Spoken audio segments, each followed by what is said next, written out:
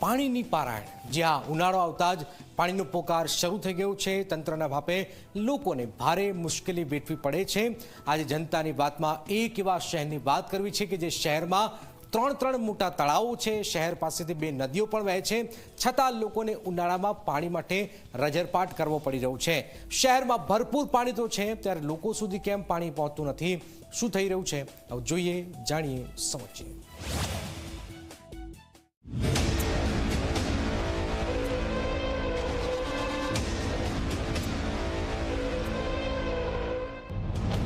બે નદીઓ વચ્ચે વસેલું છે શહેર।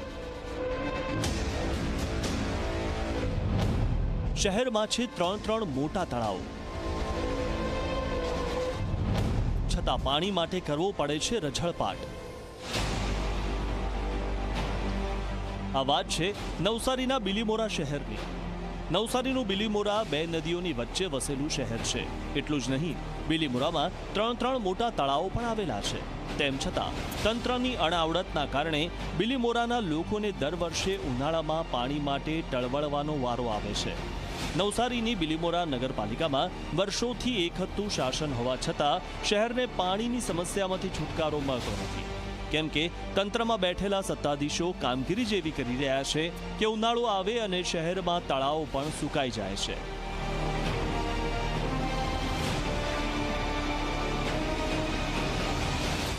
પાણીની કોઈ વ્યવસ્થા જ નથી અને નગરપાલિકા પણ ધ્યાન નથી આપતી।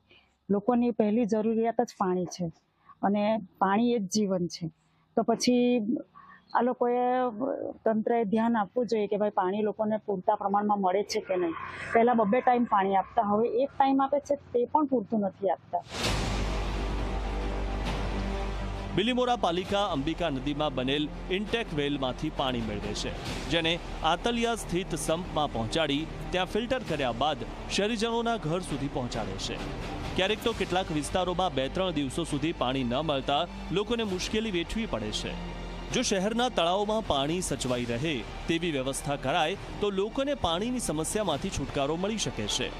શહેરના સોમનાથ તળાવ, જ્યુબિલી તળાવ અને ધોબી તળાવની સુંદરતા વધારવા માટે અંદાજે 7 કરોડ રૂપિયાથી વધુનો ખર્ચ કર્યો છે, પણ તળાવમાં બારેમાસ પાણી રહે એવી કોઈ યોજના બનાવવાનો સમય તંત્ર પાસે નથી।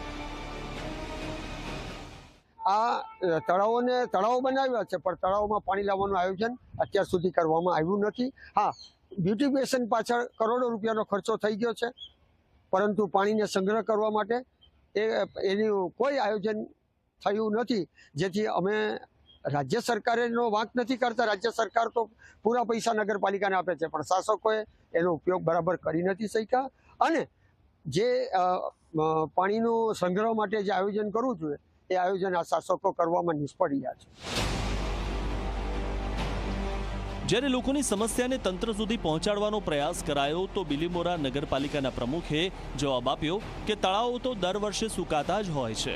સાથે જ વાયદો કરાયો છે કે સોમનાથ તળાવમાં બારેમાસ પાણી રહે એ માટે કાવેરી નદીમાંથી 100 મીટર પાણીની લાઈન નાખવામાં આવી રહી છે, જેના માટે મશીનરી ખરીદી તેના થકી તળાવમાં પાણી ભરવાનું આયોજન છે, જેથી ભવિષ્યમાં 3 તળાવો પાણીથી ભરાયેલા રહેશે અને લોકોને પાણીની સમસ્યામાંથી છુટકારો મળી જશે।